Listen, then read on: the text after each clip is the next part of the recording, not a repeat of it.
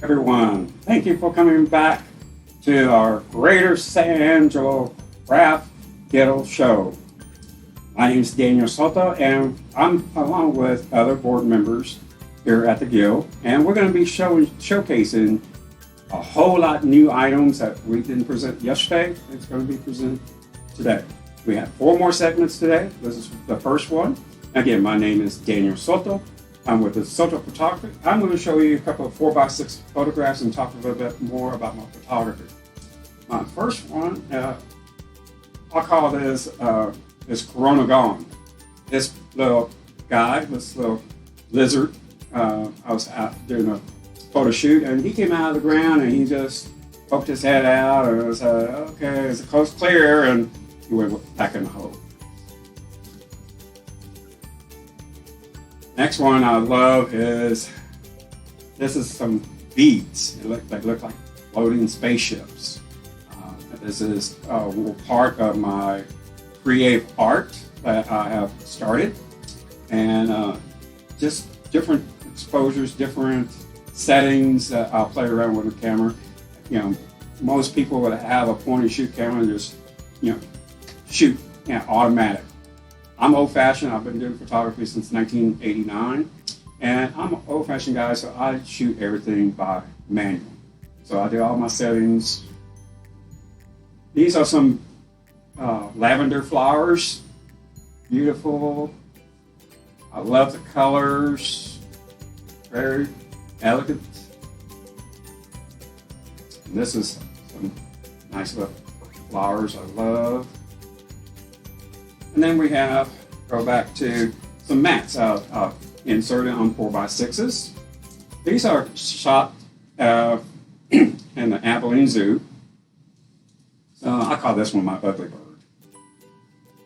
So, again, here's that cross I showed yesterday that shadowed over the sidewalk. Beautiful, shadows, the wood detail picked up. Like seashells? I have seashells. This is a still player in action. This is on top of another bird that I shot in Abilene Zoo. I shot from the top of his head, looking down to the tail of his feathers. This one is at the Visitor Center here in San Angelo, Texas, a waterfall. This is one of the little waterfalls I captured at just the perfect timing of shooting the right f-stop to capture those droplets. What day is it? It's hump day. Got 2 camels. Actually, we're talking to each other when I photographed this one. I guess the other one was telling the other one, hey, pose, look, he has a camera. So it was a perfect shot. Like cherries, I shot this one in black and white. It's a bowl of cherries. This one here is, again, from Port Concho.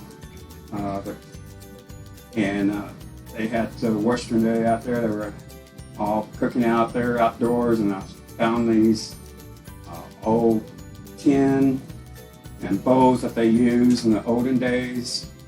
Beautiful. This one was a bird feeder.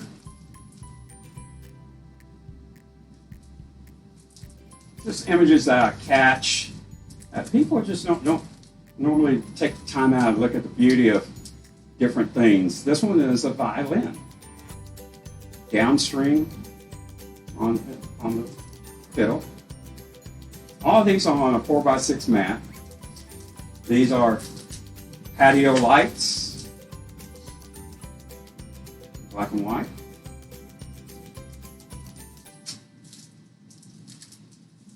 This is some more yard work. These are famous horny-toed lizards. Another pair. And that's a flamingo.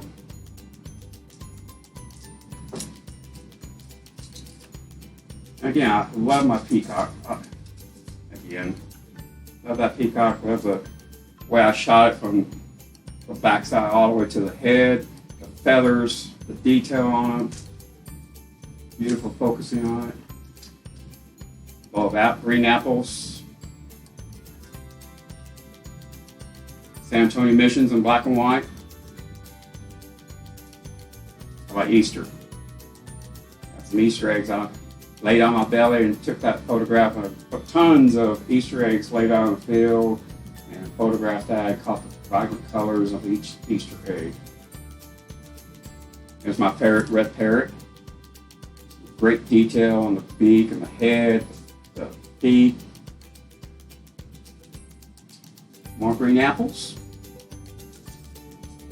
This is a little fairy yard piece I took.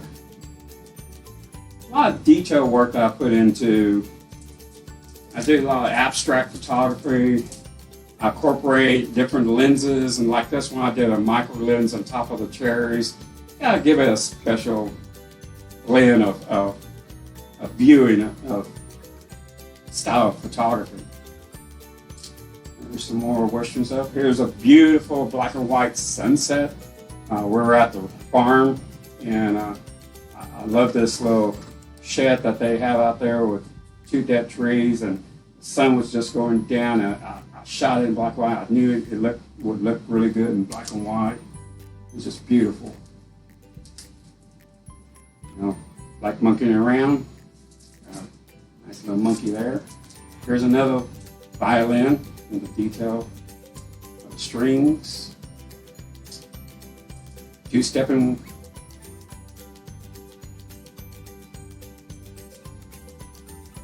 Missions. School teachers, you might like those color pencils. Again, my photography, I do all kinds of sort of photography. If you're interested in any of my services, please give me a holler, give me a shout. All these photographs are on my Facebook page and my website. Just give me a holler if you're interested in any of my pieces. I can make them in a 4x6, 4x6 matte, onto 5x7, 5x7 matte, 8x10, 8x10 matte, 11x14, and with a matte. Any sizes that you have. If I have it here, if you love them, I can make them bigger, smaller. I can also do photo coasters. I can also do them on canvas. So give me a shout. Again, it's on the Soto Photography on Facebook, or go and get on my Gmail. It's DESOTO 12 photo PHOTH @gmail.com. Again, I'm going to send it off to my beautiful wife, Kristina.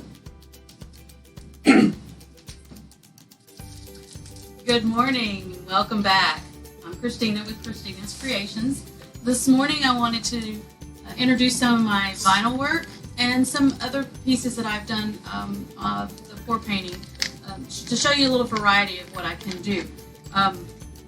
To start off with, this piece just gives you an example of what I can do on metal. This is a vinyl that I cut of a pumpkin. It's actually a sunflower in a pumpkin, and it's just on a metal plaque, and it will just hang like that.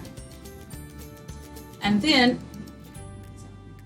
these are some of my favorite things. These are for Christmas, but I can do these for any holiday, any season, any color, whatever you want on it. If you have a theme, a bathroom theme that you want to do something special for, these are tissue jars where you can, instead of having the ordinary Kleenex box sitting on your counter, you can have something that would go along with your decor. And it's just a little fun, or for holidays, if you just want to have one for each holiday. You can put one out for Christmas, Easter, Valentine's, whatever. We can do whatever color you want. We can even do a pour painting type setting on these and still do the Kleenex box. And then these jars were, the paint's actually on the inside, so it won't chip off. And then the vinyl was applied on the outside. And again, we can put whatever you want on there. We can put your name. We can put Happy Easter, Happy Merry. This one just says Merry Christmas with a Christmas tree. This one was one of my favorites because this was one of my favorite things to do last year. Was with the little red truck. And everybody has done the little red truck in just about every holiday. So you could do a whole series of little red trucks. We can do it for each holiday if you wanted to. And here's another example of this. Just let it snow with the snowflakes and the silver ribbon. Next, we have some of my Christmas ornaments that I do. This shows you that I can work on wood. These can also be painted. These little wood ornaments can be pour painted as well. But these were the fabric's been applied to the ornament, and then the vinyl has been applied on top of that. And these are just some of them have words, some of them have pictures. Here's the little truck again. But these were really neat, and you can also do, if you wanted to do a series with your family's name, we can do something like that. There's all sorts of things, just about anything we can do. These are balls with the glitter, but the glitter's on the inside, so it's not going to flake off anywhere. So it's self-contained, so you don't have to worry about when you're packing up your ornaments, the glitter's get everywhere. So that's a really nice feature. And these all have different sayings for Christmas. This is one of my favorites. This says naughty. And this one happens to say nice. I did have two, a naughty and nice that looked like this, but the nice sold. But it was a play on words with the naughty and nice. This is also just another example. Instead of painting or glittering, this one is just. Let me see. We'll let it get up here so you can see it. I just filled the ornament with the red and green balls, and then the front of it says jingle. Again, we could do that any colors, whatever you'd like. If you have a color theme tree, we can definitely work with you there. Next, I'm going to show you a little bit about what I can, the other things that I can do with the pour painting. These are some of my, these are just mason jars that I have painted. And these actually were painted on top of, they're painted this way, and so the paint falls this way, and each one of these had been done on top of a canvas. So I also have a canvas that matches the jars. I don't have that with me today, but if you're interested in maybe having a jar and a canvas that match, let me know, and I can certainly show you what I've got. Let me show a few more of these, because I just love some of how the colors came out in some of these purples and greens. And this one was one I believe my son actually helped me do. He loved all those. He picked out all the colors and the blues. Yeah, I think we just used blues, yellows, and reds. But if you look carefully, there is some purpling going in there. The canvas, I believe, had a lot more purple to it from the red and blue that came together. Here's another piece that I've got a couple of these that I really like. These are little milk jugs. Just something a little different. These can be used. All of these can be used for vases. They can be used to hold whatever gadgets you want to hold, or for Brenda's lamps. Some of these could be used for Brenda's lamps. So hey, you might see a jar that I have, and you might want a lamp made out of it. So this one was is just a regular vase that I did, and this was one of my red, white, and blue. There we go, red, white, and blue themed jars. So since we're in the swing of Memorial Day, there's an example of something. This would make a beautiful bud vase or some flowers, because it does flare out at the top. It might not be so good for the lamps, but you can put just about anything in that. I also have just a little bowl here that I thought was just a glass piece that you could just do about anything in there. Sorry, I'm not lining up very well here. So now up here I have something a little different. These are also mason jar. 2 of these are mason jars, and then I've got a couple of vases. These were done actually with alcohol inks. So you can actually see through them. They catch the light. Again, they can be used to hold whatever you want. They can be used to hold flowers, put pencils in, I don't know, whatever you want to do. Or put colored marbles or something in there, just play with the light. That one was more of a vertical. This one was my horizontal take on it. And this is a little bigger vase. It would be used probably for flowers or something. Let me bring it forward a little bit. See, out in the sunlight, these really catch the light. They're really pretty. These are 2 of my favorites. These are little bud vases.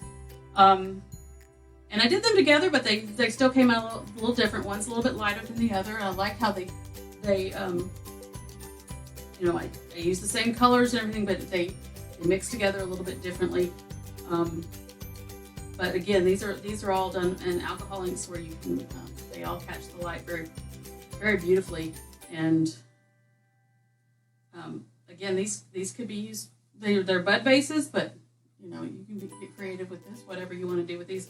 But again, anywhere you can put them in where they can catch the light, it's really pretty. So, but this is the end of my part of this series, and now I will hand it over to Brenda. Thank you. And yes, we could probably make some lamps out of those jars. We probably will try. So basically on my segment today, again, we're glad y'all are back.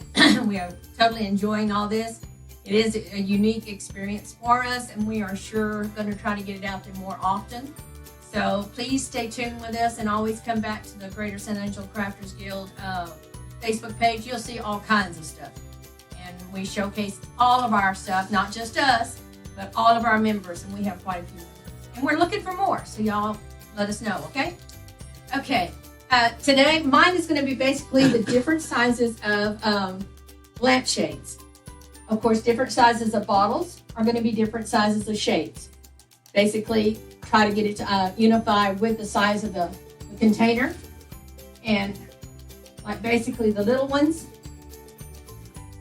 something like this, you can either interchange it from here or just a plain one, just a regular old shape one, which makes a big difference in the lamp. So the shade and the shape of the shade and the lamp makes a big difference. Even like here. And there is a lot of different shapes on the shades. And your big ones, my one that I really love the most is my John Deere. There you go. It's a perfect lamp shade that matches the bottle. And with the way that they do the different beer bottles and stuff now, actually they're aluminum bottles. And each holiday, it looks like, because this one is, I think, St. Patrick's Day. Yeah, it's got the clover on it. But matching the lampshade to the lamp makes a huge difference. The bigger ones, something like this. And you can always, like I say, the different types of ones.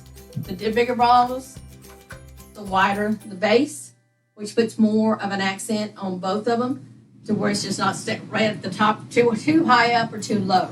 Okay? Even these kind of looks kind of cool on there.